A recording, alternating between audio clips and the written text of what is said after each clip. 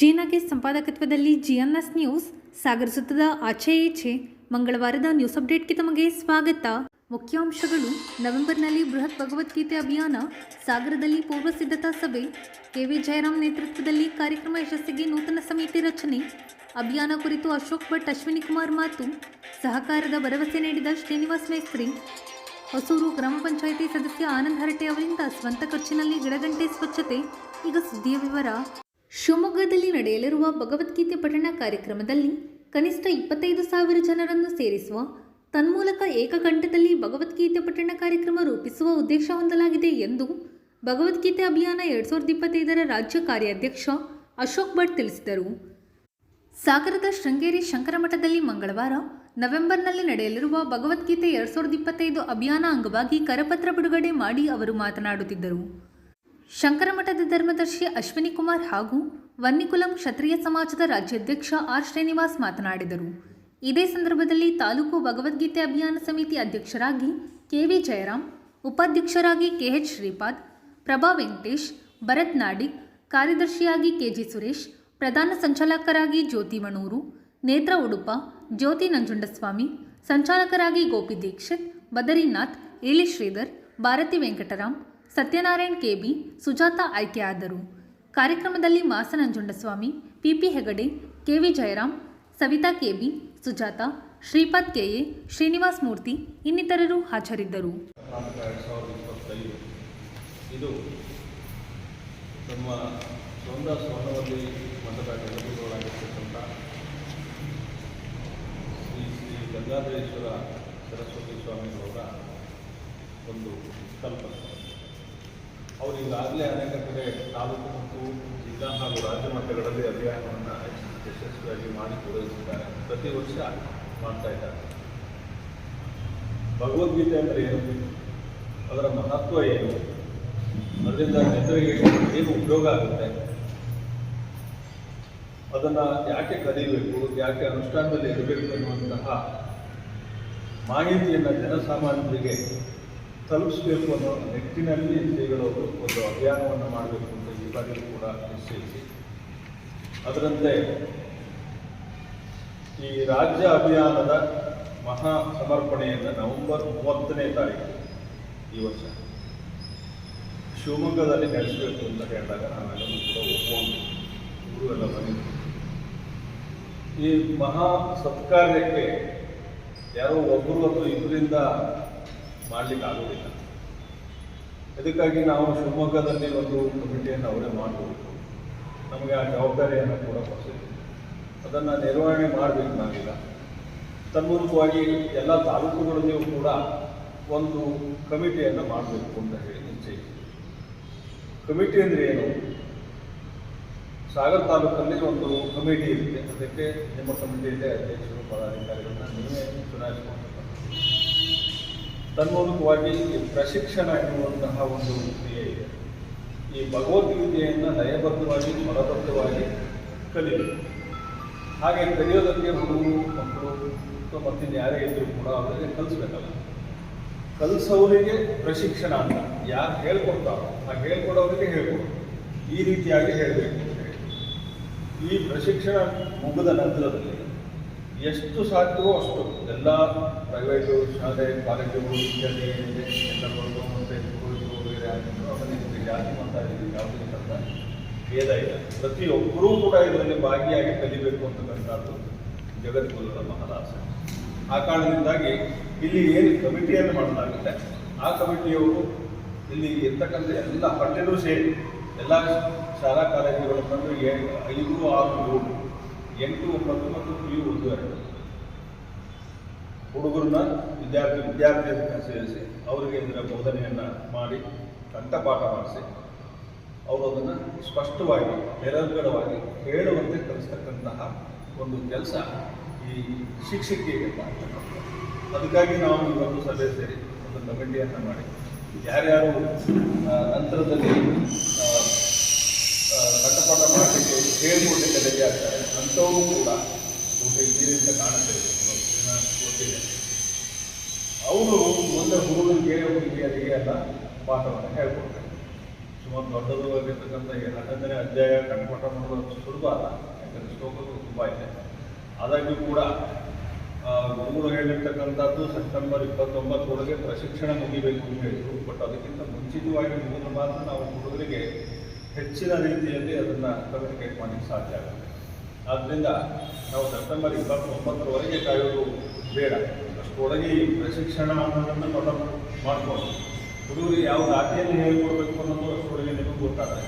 ನೀವು ಹುಡುಗಿ ಎಲ್ಲ ಕಡೆಯಿಂದಲೂ ಕೂಡ ಹುಡುಗರಿಗೆ ಯಾವ ಟೈಮ್ ಸೆಟ್ ಮಾಡ್ಕೋಬೇಕು. ಇಲ್ಲಿ ಕಾಲೇಜು ಮುಂದೆ ಫಾರ್ ಎಕ್ಸಾಂಪಲ್ ಅವರಿಗೆ ನೀವು ಕಾಂಟ್ಯಾಕ್ಟ್ ಮಾಡಿ, ಮಕ್ಕಳನ್ನ ಅವರು ಕೊಡ್ತಾರೆ. ಎಷ್ಟು ಗಂಟೆಯಿಂದ ಎಷ್ಟು ಗಂಟೆವರೆಗೆ ನೀವು ಬೋಧನೆ ಮಾಡ್ತೀರಿ ಅದನ್ನು ಇಲ್ಲಿದ್ದವರು ಟೈಮ್ ಫಿಕ್ಸ್ ಮಾಡ್ತೀವಿ. ಯಾಕಂದರೆ ಇದನ್ನು ಶಿವಮೊಗ್ಗದಿಂದ ಹೇಗೆ ನಿರ್ವಹಣೆ ಮಾಡಲಿಕ್ಕೆ ಆಗೋದಿಲ್ಲ. ಹಾಗಾಗಿ ಇಲ್ಲಿರ್ತಕ್ಕಂಥವ್ರು ಆಯಾ ಕಾಲೇಜುಗಳಲ್ಲಿ ಒಂದೊಂದು ಟೈಮ್ ಫಿಕ್ಸ್ ಮಾಡಿ 1 ಅವರ್ ಅಥವಾ 2 ಅವರ್ 5 ಗಂಟೆ ಅಲ್ಲಿ ಹೇಗೆ ಟೈಮ್ ಸಿಗುತ್ತೋ ಹಾಗೆ, ಮತ್ತು ನಿಮ್ಮ ಅನುಕೂಲಕ್ಕೂ ನೋಡ್ಬೋದು. ಇದನ್ನು ಕಂಠಪಾಠ ಮಾಡುವವರೆಗೂ ಕೂಡ ಹೇಳ್ಕೊಟ್ಟಿರ್ಬೋದು. ಇನ್ನು ಯೂಟ್ಯೂಬು ವಗೈರೆಗಳು ವಾಟ್ಸಪ್ಪಿಂದ ಕೂಡ ನಮಗೆ ಯಾವ ಬಗೆಯಲ್ಲಿ ಹೇಳಬೇಕು ಅಂತ ಮಾಹಿತಿ ಬಗ್ಗೆ ಆದರೆ ಈಗ ಕೊಟ್ಟಿದ್ದಾರೆ ರೀತಿಯಾಗಿರೋರು. ಅದನ್ನು ಕೂಡ ಮಕ್ಕಳಿಗೆ ನೀವು ರವಾನೆ ಮಾಡಿದರೆ ಅದೇ ದಾಟಿಯಲ್ಲಿ ಹೇಳ್ತಕ್ಕಂಥದ್ದನ್ನು ಅವ್ರ ಮನೆಯಲ್ಲೇ ಕಂಠಪಾಠ ಮಾಡ್ತಾರೆ. ಇದಿಷ್ಟು ವ್ಯವಸ್ಥೆ. ಇದೇ ರೀತಿ ನಾವು ಸ್ವಲ್ಪ ಹೊಸನಗರ, ಶ್ರೀಕಾಂತ, ಶಿವಮೊಗ್ಗದ ಎಲ್ಲ ತಾಲೂಕುಗಳಿಂದ ನಾವು ಇದನ್ನು ಪ್ರಯತ್ನ ಮಾಡ್ತಾ ಇದ್ದೇವೆ. ಇವತ್ತು ಮತ್ತು ಸಭೆ ಸೇರ್ತಾ ಇದ್ದೇವೆ. ಈ ನಿಟ್ಟಿನಲ್ಲಿ ಇವತ್ತಿನ ಇಲ್ಲಿ ಕಾರ್ಯಕ್ರಮ ಏನಿದೆ ಅಂತಂದರೆ ಇಲ್ಲಿ ಅಧ್ಯಕ್ಷರ ಬಗ್ಗೆ ಒಂದು ಚಿಂತನೆ, ಆಮೇಲೆ ಅಧ್ಯಕ್ಷರು ಕಾರ್ಯದರ್ಶಿಗಳು ನೀವೇ ಮಾಡ್ಕೊಳ್ಳಿ. ನೀವು ಯಾರಾದರೂ ಕೊಟ್ಟಿಲ್ಲ ನಮಗೆ ಅಂತಂದರೆ ಒಂದಾಗಿ ಕೆಲಸ ಆಗಬೇಕು ಅಷ್ಟೇ. ಮಹಾ ಅಭಿಯಾನದಲ್ಲಿ ಎಲ್ಲರೂ ಸೇರಿಸಬೇಕು ಅಂತ ಹೇಳುವಂಥದ್ದು ಒಂದು ನಿರ್ಣಯವನ್ನು ನಾವು ಮಾಡ್ಕೊಂಡಿದ್ದಾರೆ. 50,000 ಸಂಖ್ಯೆ ಇಟ್ಕೊಂಡ್ರೆ ಒಂದು 25-30,000 ಜನರು ಸೇರಿಸ್ಬೋದು ಅಂತ ಹೇಳುವಂಥದ್ದು. ಈಗ ರಾಜಕೀಯ ಸಮಾವೇಶ ಅಂದರೆ ಬಸ್ ತುಂಬಿದ್ವಿ ಕಳಿಸಿದ್ವಿ ಆಗ್ಬಿಡ್ತದೆ, ಪ್ರಶ್ನೆ ಅಲ್ಲ. ಇದು ರಾಜಕೀಯ ಸಮಾವೇಶ ಅಲ್ಲ, ಎಲ್ಲ ಕಲ್ತು ಬರಬೇಕು. ಭಗವದ್ಗೀತೆಯ 11ನೇ ಅಧ್ಯಾಯವನ್ನು, ವಿಶ್ವರೂಪ ದರ್ಶನವನ್ನು ಅದೆಲ್ಲರೂ ಕಲ್ತು ಬರಬೇಕು. ಇಲ್ಲ ಅದು ಆ ಒಂದು ಸುಳ್ಳುವಲ್ಲಿಯ ಅದೊಂದು ರಾಗವನ್ನು ಹಾಕಿಬಿಟ್ಟಿದ್ದಾರೆ. ಆ ರಾಗದಲ್ಲಿ ಕಲಿತು ಏಕಕಂಠದಲ್ಲಿ ಅದು ಫ್ರೀಡಮ್ ಪಾರ್ಕಲ್ಲಿ ಹಲವಾರು ಫ್ರೀಡಮ್ ಪಾರ್ಕಲ್ಲಿ ಮಾಡಬೇಕು ಅಂತ ಹೇಳುವಂಥದ್ದು ಯೋಜನೆಯನ್ನು ಸಹ ಮಾಡಿದ್ದಾರೆ. ಅಂದರೆ ಹೆಚ್ಚು ಕಡಿಮೆ ಆ ಜಾಗದಲ್ಲಿ ಶಿವಮೊಗ್ಗದಲ್ಲಿ 1 ಲಕ್ಷ ಮೇಲೆ ನಾವು ಸೇರ್ಸೋಕ್ಕೆ ಅವಕಾಶಗಳಿದೆ. ನಾವು ಒಂದು 50,000 ಟಾರ್ಗೆಟ್ ಇಟ್ಕೊಂಡ್ರೆ ಒಂದು 25,000-30,000 ಜನ ಸೇರಿಸ್ಬೋದು. ಅದೇ ರೀತಿ ಸಾಗರದಲ್ಲಿ ಅಶೋಕ್ ಭಟ್ರು ಒಂದು 2,500 ಜನ ಸೇರಬೇಕು. ನಾವು 5,000 ಟಾರ್ಗೆಟ್ ಮಾಡಬೇಕು. ಒಂದು 5,000 ಜನಕ್ಕೆ ನಾವು ಹೇಳ್ಕೊಟ್ರೆ ಅವ್ರಿಗೆ ಒಂದು 2,000-3,000 ಜನ 50%. ಯಾಕೆಂದರೆ ನಾವು ಈ ಸಂಘಟನೆ ಮಾಡಬೇಕು ನಾವು ನೋಡ್ತೇವಲ್ಲ, ನಾವು 500 ಜನ 250 ಜನ ಆಗೋದು. ಈ ಮಲ್ಲಿತರ ಜನ ಮುಂಚೆಯಲ್ಲಿ ಬರೋದಿಲ್ಲ, ಅವ್ರನ್ನ ಒತ್ತಾಯ ಮಾಡಿ ಕರ್ಕೊಂಡ್ಬರ್ಬೇಕಾಗ್ತದೆ. ಹಾಗಾಗಿ ನಾವಿಲ್ಲಿ ಹೇಳ್ಕೊಡುವಂಥದ್ದನ್ನು ಒಂದು 5,000 ಜನಕ್ಕೆ ನಾವು ನಮ್ಮ ತಾಲೂಕಲ್ಲಿ, ಇಡೀ ನಮ್ಮ ತಾಲೂಕಲ್ಲಿ ಹೇಳ್ಕೊಡುವಂಥ ಕೆಲಸವನ್ನು ಆಗಬೇಕಾಗ್ತದೆ. ಅದಕ್ಕೆ ಬೇಕಾದಂಥ ಆಡಿಯೋ ಇರ್ಬೋದು ಅಥವಾ ಅದಕ್ಕೆ ಬೇಕಾದಂಥ ಸಾಹಿತ್ಯಗಳಿರ್ಬೋದು, ಅವೆಲ್ಲವೂ ಸಹ ನಾವು ಅದನ್ನು ಕೊಡುವಂಥ ಕೆಲಸವನ್ನು ಮಾಡ್ತೇವೆ. ಭಾಳ ಮುಖ್ಯವಾಗಿ 5,000 ಜನಕ್ಕೆ ನಮಗೆ ಕಲಿಸ್ಬೇಕು ಅಂತ ಹೇಳಿದಾಗ ಇಲ್ಲಿ ಹೇಳ್ಕೊಡುವಂಥದ್ದು ನಮಗೆ ಬೇಕು. ಹೇಳ್ಕೊಡೋದು ಏನಿಲ್ಲ ಅಂದರೂ ಒಂದು 25-50 ಜನರು ನಮಗೆ ಬೇಕಾಗ್ತದೆ. ಒಂದು 50 ಜನ ನಾನು ಹೇಳ್ಕೊಡೋದು ಇಟ್ಕೊಂಡ್ರೆ ಅಲ್ಲಲ್ಲಿ ಈ ತಾಲೂಕಾಗಿಲ್ಲ ಒಂದು 50 ಜನ ಇಟ್ಕೊಂಡ್ರೆ ಒಂದು 100 ಜನ ಹೇಳ್ಕೊಂಡ್ರು ಸಹ 5,000 ಜನ ನಮ್ಮ ಟಾರ್ಗೆಟ್ ನಾವು ಹೋಗ್ತದೆ. ಹಾಗಾಗಿ ಈ ಕೆಲಸವನ್ನು ಅದಕ್ಕೆ 4 ಇದರ ಸಮಯವನ್ನು ಕೊಟ್ಟಿದ್ದಾರೆ. ನಾವು ಅದನ್ನೇ ನಾವು ಫಾಲೋ ಮಾಡಬೇಕು ಅಂತ ಹೇಳಿದ್ರೆ ಮೊದಲು ಈಗಾಗಲೇ ಸಾಗರದಲ್ಲಿ ಇವತ್ತು ಮಾತಾಡ್ತಾ ಇದ್ದಾರೆ. ಇವತ್ತು ಕುಮಾರಿ ಅವರಿಂದ ಮಾತಾಡ್ತಾ ಇರ್ಬೇಕಾದ್ರೆ ಕುಮಾರಿ ಈಗಾಗಲೇ ಶುರು ಮಾಡ್ತಿದ್ದಾರೆ. ಈಗ ಹೇಳ್ಕೊಡುವಂಥ ತರಗತಿಗಳನ್ನು ಈಗ ಒಂದು ಶಾಲೆಗೆ ಹೋಗೋದನ್ನು ನಾವು ಶುರು ಮಾಡಿದ್ದಾರೆ. ನನಗೆ ಬರ್ಲಿಕ್ಕಾಗೋದು ನನ್ನ ಮಾತು ಸಹ ಅವ್ರು ಹೇಳಿದ್ರು. ಹಾಗಾಗಿ ನಮಗೆ ನವೆಂಬರ್ ಇದೆ ಅಂತ ಹೇಳಿ ನವೆಂಬರ್ 30 ಇದೆ ಮಾಡಿದ್ರಾಯ್ತು ಅಂತ ಹೇಳಿದ್ರೆ ನಮಗೆ ಎಲ್ಲೆಲ್ಲಿ ಸಾಧ್ಯವೋ ಯಾವ ಸಂದರ್ಭಕ್ಕೂ ಸಾಧ್ಯವೋ ಎಲ್ಲಿ ಹೇಳ್ಕೊಡ್ಲಿಕ್ಕೆ ಸಾಧ್ಯವೋ ಆ ಕೆಲಸವನ್ನು ನಾವು ಮಾಡಬೇಕಾಗ್ತದೆ. ಅದು ಮಾಡಬೇಕು ಅಂತ ಹೇಳಿದಾಗ ಒಂದು ಅಶೋಕ್ ಭಟ್ರು ಹೇಳಿದಾಗ ಒಂದು ತಾಲೂಕುವಾರು ಒಂದು ಸಮಿತಿಯನ್ನು ನಾವು ಮಾಡ್ಕೊಳ್ಬೇಕಾಗ್ತದೆ.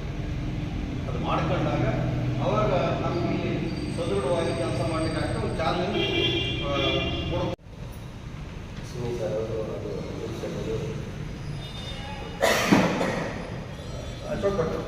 ಅಶೋಕ್ ಭಟ್ ಅವರು ಹೇಳಿದ್ದಾರೆ, ಇದೊಂದು ಒಳ್ಳೆಯ ಕಾರ್ಯಕ್ರಮಕ್ಕೆ ಹೇಳಿದ್ದೀನಿ. ಶಿವಮೊಗ್ಗ ನಡೆಯುತ್ತೆ. ಅದಕ್ಕೆ 50,000 ಜನಸಂಖ್ಯೆ ಸೇರಬೇಕು ಅಂತ ಹೇಳ್ತೀವಿ. ನಾವು ಕೂಡ ಅವ್ರ ಜೊತೆಗೆ ಕೈ ಜೋಡಿಸ್ತೀವಿ. ತುಂಬ ಸಂಘ ಸಂಸ್ಥೆಯಲ್ಲಿದ್ದೀವಿ. ನಮ್ಮ ಸಮಾಜದ ಕೂಡ ರಾಜ್ಯಾಧ್ಯಕ್ಷ ಕೂಡ ಇದ್ದೀನಿ. ನಮ್ಮ ಸಮಾಜದಿಂದ ಕೂಡ ಶಿವಮೊಗ್ಗದಲ್ಲಿ ಸಾಕಷ್ಟು ಜನ ಇದ್ದಾರೆ, ಎಲ್ಲ ರಾಜ್ಯದಲ್ಲೂ ಇದ್ದಾರೆ. ಸಾಗರ, ಶಿವಮೊಗ್ಗ, ತೀರ್ಥಹಳ್ಳಿ, ಹೊಸನಗರ ಎಲ್ಲ ಕಡೆ ಇದ್ದಾರೆ. ಶಿವಮೊಗ್ಗದಲ್ಲೇ 2.5 ಲಕ್ಷ ಜನಸಂಖ್ಯೆ ನಮ್ಮ ಸಮಾಜದಲ್ಲಿ. ಹಾಗಾಗಿ ಅಲ್ಲಿ ಕೂಡ ನಾನು ಇದನ್ನು ಯಾರಾದರೆ ಸಿಕ್ಕಿದೆ ಒಂದ್ಸಲಿ ಒಂದು ಜನ ಸೇರಿಸಿ ಅವರಿಗೂ ಕೂಡ ಅಧ್ಯಯನ ಥರ ಮಾಡಿ ಈ ಕಾರ್ಯಕ್ರಮ ಸಕ್ಸಸ್ಫುಲ್ ಆಗೋದಕ್ಕೆ ನಾನು ಏನು ಮಾಡಬೇಕು ಆ ಕಾರ್ಯಕ್ರಮದಲ್ಲಿ ಪಾಲ್ಗೊಳ್ಳಿ ಮಾಡ್ತೀನಿ. ಹಾಗೆ ನೀವು ಯಾವತ್ತೂ ಕರೆದು ಕೂಡ ಆದಷ್ಟು ನಾನು ಈ ಕಾರ್ಯಕ್ರಮಕ್ಕೆ ಕಳಿಸ್ಕೊಡ್ತೀನಿ.